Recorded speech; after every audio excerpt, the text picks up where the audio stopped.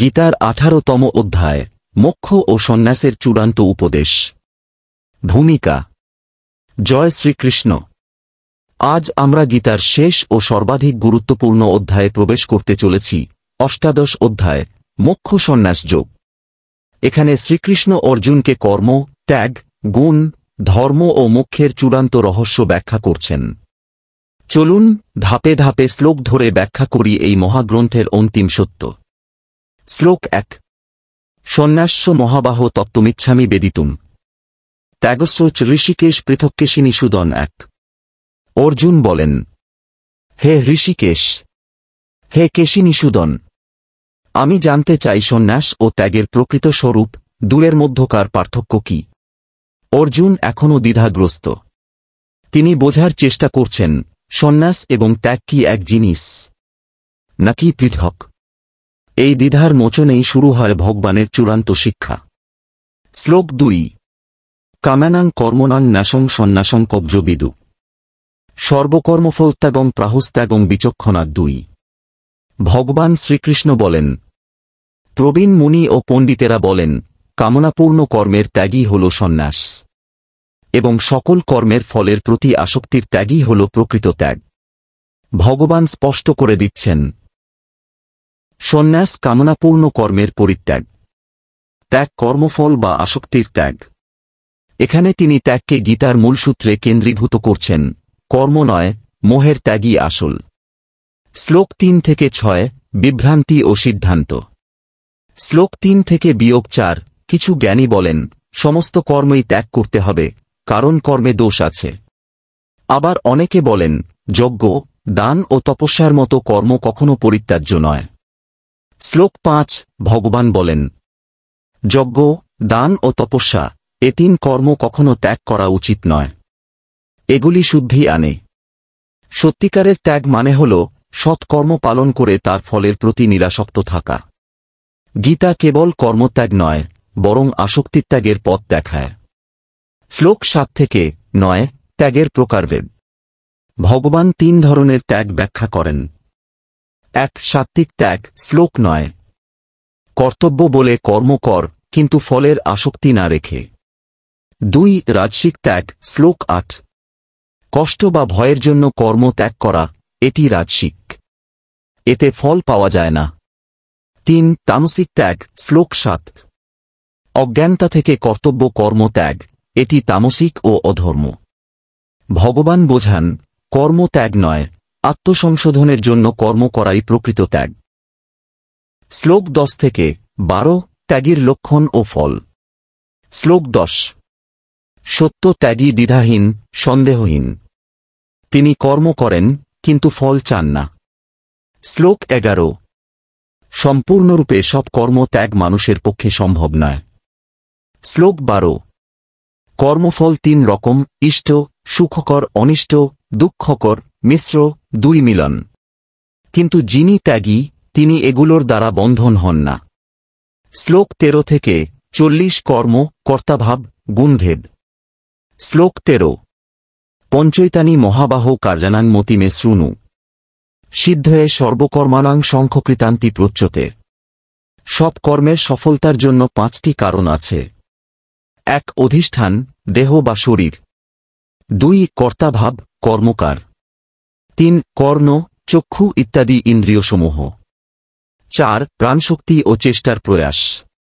5. ঈশ্বরের অনুমতি বা দৈব। শ্লোক 14। শরীর বা মনোবীর্যৎ কর্ম প্রারভতে নার। ন্যায্যং বা বিপরীতং বা পঞ্চৈতে তস্য হেতব। শরীর, বাক্য ও মন দ্বারা করা যে কোনো কাজ, তা ন্যায্য হোক বা বিপরীত, এই 5 উপাদান তার মূল হেতু। ব্যাখ্যা। কার্য সংঘটনের পেছনে অনেক কৌশলগত কারণ থাকে, কাজটি কেউ একা করে না। আমরা অনেক সময় নিজের কৃতিত্ব দাবি করি, কিন্তু প্রকৃতভাবে তা ঈশ্বরসহ 5 উপাদানের সমন্বয়ে ঘটে। শ্লোক 15 থেকে 16। যে ব্যক্তি আত্মমোহে নিজেকে একমাত্র কর্মফলদাতা ভাবে, সে অজ্ঞ ও বুদ্ধিহীন। জ্ঞানীর দৃষ্টিতে কর্মফল ইন্দ্রিয়, শরীর, ঈশ্বর প্রেরণা ও দৃষ্টিভঙ্গির ওপর নির্ভর করে। শ্লোক 17। যস্য নাহংকৃত ভাবো বুদ্ধির যস্য লিপ্যতে। হত্যাপিস ইমাল্লোকান্ন হন্তিন নিবদ্ধতে। যে ব্যক্তি অহংকার মুক্ত এবং যার বুদ্ধি কর্মফলের আসক্তি ছাড়া সে হত্যা করলেও বন্ধনে আবদ্ধ হয় না। মহাবার্তা গীতার সবচেয়ে রহস্যময় শ্লোকগুলির একটি। শ্রীকৃষ্ণ বোঝাচ্ছেন, দেহের কর্ম দেহেই ঘটে, আত্মা নিস্পৃহ ও সাক্ষী। শ্লোক 18 থেকে 35। জ্ঞান, কর্ম, কর্তা, বুদ্ধি, ধৃতি। এই অংশে গীতার অন্যতম বৃহৎ শ্রেণীবিভাগ রয়েছে। জ্ঞান 3 গুণে বিভক্ত: সাত্ত্বিক, রাজসিক, তামসিক। কর্ম ত্রিগুণভেদে প্রকৃতি ভিন্ন। কর্তা কর্মকার গুণভেদে স্বভাব ভিন্ন। বুদ্ধি ও ধৃতি 3 প্রকার।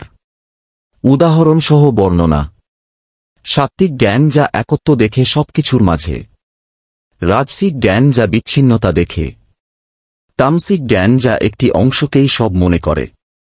শ্লোক 41 থেকে 72 বর্ণধর্ম, সিদ্ধি, ভক্তি ও গীতার সারাংশ। শ্লোক 41। ব্রাহ্মণ ক্ষত্রিয় বিশ্বাশ্চ শূদ্রাণাঞ্চ পরন্তপ কর্মাণি প্রবিভক্তানীন স্বভাব প্রভবৈর্গুণৈ। ব্যাখ্যা: প্রত্যেক ব্যক্তির স্বভাব অনুযায়ী তার ধর্ম নির্ধারিত হয়, যেমন ব্রাহ্মণের জন্য জ্ঞান ও তপস্যা, ক্ষত্রিয়ের জন্য রক্ষা ও যুদ্ধ, বৈশ্যের জন্য ব্যবসা ও কৃষিকর্ম, শূদ্রের জন্য সেবা ও সহায়তা। শ্লোক 45। স্বভাবেন সকর্ম কর্তব্যং কর্মণা তমভ্যচরণ সিদ্ধিং লভতে মানব। নিজের স্বধর্ম পালন করেই মানুষ সিদ্ধি অর্জন করতে পারে, অন্যের ধর্ম পালন বিপজ্জনক। শ্লোক 55। ভক্তা মা অভিজানাতি জানানাশ্চ তত্ত্বত তত মা তত্ত্বত জ্ঞাত্তা বিশতে তদনন্তরম। মহাবার্তা শুধু ভক্তির মাধ্যমেই ভগবানকে প্রকৃতভাবে জানা যায়। জ্ঞান, কর্ম, ত্যাগ সব শেষে একমাত্র ভক্তিই মুক্তির সোপান। শ্লোক 63। ইতিতে জ্ঞানমাখ্যাতং গুহাদ বুদ্ধতরং ময়া বিমৃশ্যৈতদশেষেন যথেচ্ছসি তথা কুরু। আমি তোমাকে সবচেয়ে গোপন জ্ঞান দিলাম, এখন বিচার করে যা ভালো মনে করো তাই করো। শ্রীকৃষ্ণের মুক্ত চিন্তার উদাহরণ। তিনি কখনো বাধ্য করেন না, বরং বুদ্ধি দিয়ে বিচার করে সিদ্ধান্ত নিতে বলেন। শ্লোক 65। মন্মনাভব মদ্ভক্ত মজ্জাজি মা নমস্কুরু মা এইশ্বসী সত্যম তে প্রতিজানে প্রিয়সী মে। আমার ভক্ত হও, আমাকে চেতনায় রাখো, আমার পূজা করো, আমার প্রণাম করো, তবেই তুমি আমাকে লাভ করবে। তুমি আমার প্রিয়, এ আমার প্রতিশ্রুতি। শ্লোক 66। গীতার সর্বশ্রেষ্ঠ উপদেশ। সর্বধর্মান পরিত্যজ্য মামেকং শরণং ব্রজ অহং তাং সর্বপাপেভ্যো মোক্ষয়িষ্যামি মা শুচ। শ্রীকৃষ্ণের চূড়ান্ত আহ্বান। সব ধর্ম, সব তর্ক, সব কৃত্রিমতা ত্যাগ করো, শুধু আমার শরণ হও, আমি তোমাকে পাপ থেকে মুক্ত করব। ভয় করো না। এই শ্লোকই গীতার হৃদয়। শ্লোক 72। কোচ্ছিদেতচ্যুতং পার্থ তোজৈকাগেন চেতনা কোচ্ছিদজ্ঞানসমূহ প্রনষ্টস্তে ধনঞ্জয়। হে অর্জুন, তুমি কি মনোযোগ দিয়ে সব শুনলে? তোমার অজ্ঞতা ও মোহ কি নষ্ট হল? এই প্রশ্ন যেন আমাদের সকলকে উদ্দেশ্য করে বলা। চূড়ান্ত বার্তা। শ্রীকৃষ্ণ নিজেই বলেন, এই গীতাশাস্ত্র আমার প্রিয়তম। যে ভক্তচিত্তে এটিকে পড়ে, শুনে বা প্রচার করে, সে আমায় লাভ করে। গীতার এই 18 অধ্যায়ের শেষে আমরা বুঝতে পারি, মানুষের জীবনে প্রকৃত সাফল্য ও শান্তি কোথায়? কর্মে, জ্ঞানেই নয়, বরং প্রেম ও পরম আত্মসমর্পণেই। ভিডিওটি ভালো লাগলে লাইক, শেয়ার ও সাবস্ক্রাইব করতে ভুলবেন না। কমেন্টে জানান আপনার মতামত ও ভবিষ্যৎ কোনো অধ্যায় বা বিষয় চান। জয় শ্রীকৃষ্ণ।